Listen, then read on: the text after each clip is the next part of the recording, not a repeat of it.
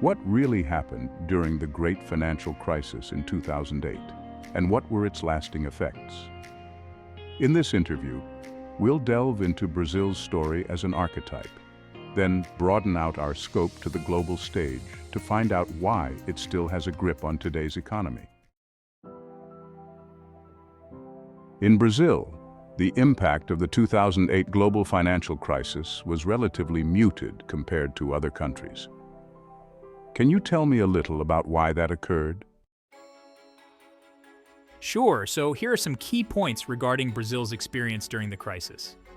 Brazil's economy initially weathered the crisis better than many advanced economies due to its diversified economy, growing domestic market, and substantial foreign exchange reserves.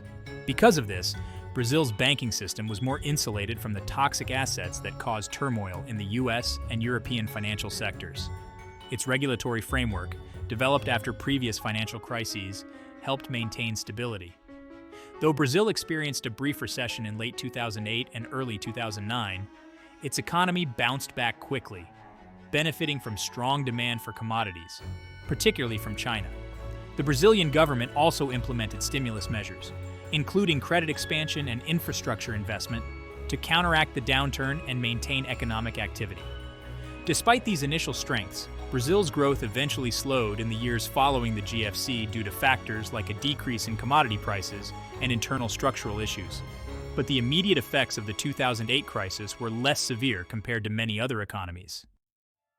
I'm looking at the Consumer Confidence Index for Brazil, and it dropped 60% from 110 to 40 and never really returned. Yes, Brazil's Consumer Confidence Index took a significant hit after the 2008 global financial crisis, and the drop you mentioned is an indicator of the broader struggles that followed. The decline from a level of 110 to 40 reflects a major loss of confidence among Brazilian consumers, and there are several reasons why it never fully recovered to pre-crisis levels. Key factors behind the drop and lack of recovery include several critical elements that intertwined to create a challenging economic landscape for Brazil. First, let's talk about the global commodity price decline. Brazil's economy was, highly dependent on exports of commodities like iron ore, oil, and soybeans. After the global financial crisis, global demand for these commodities dropped, particularly after the Chinese slowdown post-2010, which, significantly affected Brazil's economic performance. Then, we have government debt and inflation issues. In response to the crisis, Brazil's government expanded fiscal policies, increasing public spending to maintain growth. However, this led to rising debt levels and inflation, creating longer-term economic instability that honestly eroded consumer confidence. Political instability and corruption scandals also played a major role. The Lava Jato, or Operation Car Wash, corruption scandal that began in 2014 severely damaged the political and business environment in Brazil. This political turmoil, combined with multiple impeachments and governmental changes, negatively impacted economic stability and consumer sentiment. Additionally, Brazil went through a severe recession between 2014 and 2016, which caused unemployment to rise and consumer purchasing power to decline. This prolonged economic downturn was one of the worst in Brazil's history, leaving a lasting impact on consumer confidence. Although Brazil eventually exited the recession, its recovery was sluggish. Structural issues like high public debt, inefficiencies in the labor market, and political uncertainty prevented a strong rebound in growth. This slow recovery further hindered any significant bounce back in consumer confidence. In conclusion, the dramatic 60% drop in the Consumer Confidence Index and its inability to recover highlights how a combination of internal challenges, such as political corruption and economic mismanagement, and external factors like global commodity demand shifts, contributed to long-term pessimism in Brazil's economy. The CCI is really a good reflection of how deep and lasting the scars from both the global financial crisis and subsequent political economic crises were for Brazilian consumers. Looking at the Business Confidence Index, by contrast, I now see what you were talking about. It seems as if there is an undercurrent of a growing, struggling population, while the business sector, or more affluent population, continue with the normal business cycle. Exactly. And that's a key distinction between the consumer confidence and business confidence indexes in Brazil post-2008. The Business Confidence Index typically reflects how business leaders feel about the broader economic environment and the profitability of their industries, while the Consumer Confidence Index captures the sentiments of ordinary people regarding their financial situation and spending capacity. Here's how this disparity can be explained. Many businesses, particularly larger ones, can often weather economic storms better than average consumers. Brazil's large companies, particularly those in export-driven sectors like agribusiness, mining, and energy, benefited from global demand, even after the initial post-2008 shock.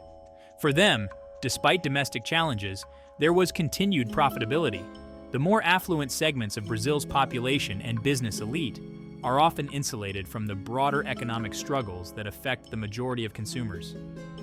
Wealthy individuals and businesses can access better financial protections, international markets, and investment opportunities that help them maintain or even grow their wealth. In Brazil, political and economic policies, even during the crises, sometimes benefited the business sector disproportionately. For example, certain fiscal policies or tax benefits might have been directed towards stimulating business investment, while ordinary consumers faced inflation, unemployment, and stagnant wages. On the other hand, the Consumer Confidence Index captures how everyday people are struggling. Brazil's higher unemployment rates, rising inflation, and a reduction in real income over the years have created significant hardship. The recession from 2014 to 2016, followed by slow economic recovery, hit consumers harder than businesses, resulting in a prolonged decline in their confidence. Brazil has long been characterized by significant inequality, and that gap has likely widened in the post-GFC years. The business sector, particularly in more lucrative industries, can continue on a normal business cycle, while large portions of the population fall into economic stagnation or decline. This disparity reinforces the idea of a two-speed economy, where the wealthier sector continues to grow, while the majority of the population struggles. In summary, what you're seeing is a reflection of the growing inequality between different sectors of the population. The business sector might continue with the normal business cycle, adapting and benefiting from global trends and fiscal measures. Meanwhile, consumers, particularly the lower and middle classes, feel the brunt of inflation, unemployment, and wage stagnation, leading to their much bleaker outlook. This divide is key to understanding the broader economic and social challenges Brazil has been facing since the 2008 crisis. It is pushed even farther, given the constraints of the monetary system that has $350 trillion of global debt that needs to be continuously rolled over, which needs constant GDP growth at any cost. The deflation in asset prices that is needed and would actually benefit the 99% would quite literally collapse the entire financial system down to the sand. You've hit on a critical paradox at the heart of the global monetary and economic system. The massive accumulation of debt and the necessity for constant GDP growth to sustain it has created a highly fragile system where asset price inflation benefits the wealthy, but any meaningful deflation could threaten the entire economic structure. Here's a breakdown of the situation and its implications. The global economy is sitting on around $350 trillion of debt, more than 3 times world GDP of about $100 trillion. This debt includes government, corporate, and household liabilities, and it constantly needs to be rolled over or refinanced, often with new debt. To service this debt, economies need continuous GDP growth to generate the income necessary to make interest payments. Without growth, defaults would rise, threatening the solvency of the financial system. This creates a cycle where policymakers are incentivized to stimulate growth, often through low interest rates, fiscal stimulus, and monetary expansion, even at the expense of inequality or long-term sustainability. The primary tools used to stimulate growth, low interest rates and quantitative easing and QE, lead to asset price inflation. Stocks, bonds, real estate, and other assets rise in value as capital is cheap, and investors chase higher returns. This disproportionately benefits the wealthy, who hold the majority of financial assets. Meanwhile, the 99%, many of whom are renters, wage earners, or have limited access to capital, don't see the same gains. In fact, they may face higher costs of living as housing prices and rents increase, especially due to the financialization of the housing market and subsequent use of mortgage-backed securities as collateral for debt creation, which in turn tethered it that much more to perpetual trend of increasing asset prices. Asset price deflation, the reduction in the value of stocks, bonds, and real estate, would actually benefit the broader population by making housing and other necessities more affordable. It could also reduce wealth inequality by shrinking the asset base of the ultra-rich. However, a significant deflation in asset prices would create a massive debt deflation spiral. Since much of the global debt is secured by assets, falling asset prices would lead to debt defaults, bankruptcies, and a collapse in the value of collateral held by financial institutions. This could trigger a financial crisis that destabilizes the entire system, as happened during the 2008 crisis, but on a much larger scale. Low interest rates make it easier for governments, corporations, and households to service their debt, but they also encourage the accumulation of even more debt. This creates a vicious cycle where more debt is added to keep the system afloat, and the prospect of rising interest rates becomes ever more dangerous because it could make debt unmanageable. Central banks are in a bind. They need to keep interest rates low to avoid crushing debt payments, but these same low rates exacerbate inequality by driving asset price inflation. The system's reliance on constant GDP growth has pushed governments and central banks into a position where they must pursue growth at any cost. This includes environmental degradation, increasing inequality, and short-term economic policies that often create long-term structural risks. The global economy has become addicted to growth, and any interruption to that growth, whether through recessions, pandemics, or shifts in consumer behavior, threatens the entire system. The entire global financial system is now fragile, as it relies on maintaining growth and asset price inflation to avoid collapse. As you pointed out, any significant deflation would benefit the 99%, but it would also pose a catastrophic risk to the financial system. This is why policymakers often seem trapped. They can't allow significant asset price deflation, but at the same time, continually inflating asset prices only worsens inequality and social tensions. One potential way out is large-scale debt restructuring or debt jubilees, where debts are written off or restructured, correct? Yes, however, this is politically and logistically challenging and would likely face strong opposition from financial institutions and wealthy asset holders.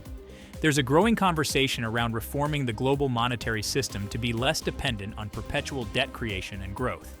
This includes ideas like moving toward more sustainable economic models, decoupling growth from debt, or implementing systems like modern monetary theory, MMT. However, these approaches come with their own risks and controversies. Progressive taxation, universal basic income, UBI, or more robust social safety nets could help redistribute some of the wealth concentrated in assets back to the broader population. However, these solutions are often politically difficult to implement. Just to be clear, is this a widely recognized risk, or may we be coming off a bit exaggeratory here? I can understand why you'd say that, and a little skepticism is always healthy, but I'm afraid what we've pointed out about global debt and the risks tied to perpetual growth is genuinely both a widely discussed and concerning issue among macroeconomic experts. People like Michael J. Howell, Raoul Pal, Ray Dalio, and many others in the macroeconomic space have been sounding alarms for years about the fragility of the system, and many share a similar outlook on the underlying structural problems. The sheer scale of global debt, as you pointed out, $350 trillion, is not an exaggeration, and managing this debt load has become a central issue for policymakers around the world. Howell, for example, talks extensively about global liquidity and how central banks are often caught between keeping liquidity flowing to sustain debt and the risks of inflation or asset bubbles. Figures like Raoul Pal highlight how central banks, through their policies of low interest rates and quantitative easing, have inadvertently created an environment where asset price inflation benefits the wealthy. These policies were initially meant to stabilize economies, but over time, they've contributed to widening inequality and made it harder for central banks to reverse course without causing a financial shock. Both Howell and Pal have discussed how the constant need for economic growth is putting strain on the system. Without sustained growth, debt becomes unsustainable, and defaults could cascade through the financial system. The idea that GDP growth at any cost has become a necessity isn't just speculation. It's a reality driven by the mechanics of debt repayment. This isn't a fringe view, but one that's broadly accepted in economic circles. It's become clear that wealth concentration has been exacerbated by the very policies that were meant to save the global economy from collapse in 2008.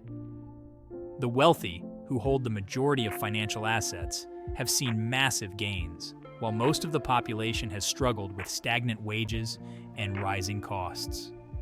The debt deflation spiral you mentioned is a key risk that many macroeconomic analysts focus on. The idea that any significant deflation of asset prices could collapse the system is a recurring theme in the work of financial thinkers like Ray Dalio, Jeffrey Gundlach, and Michael J. Howell. These analysts see the current system as being on a knife edge, where even small shocks could lead to larger systemic problems. While the narrative may seem bleak, it's important to recognize that many of these macroeconomic figures aren't just predicting catastrophe for the sake of it. They're outlining the fragility of the system based on real data and long-term trends, while also suggesting ways that we could potentially mitigate these risks. For instance, Michael J. Howell often emphasizes the role of global liquidity and how managing that liquidity carefully can prevent a collapse. Raoul Pal frequently discusses the possibility of future technological revolutions, like blockchain and digital assets, that could help reset the system, or at least create new opportunities for growth. In a sense, yes, many of these issues are as serious as they seem. The system is unsustainable without major reforms.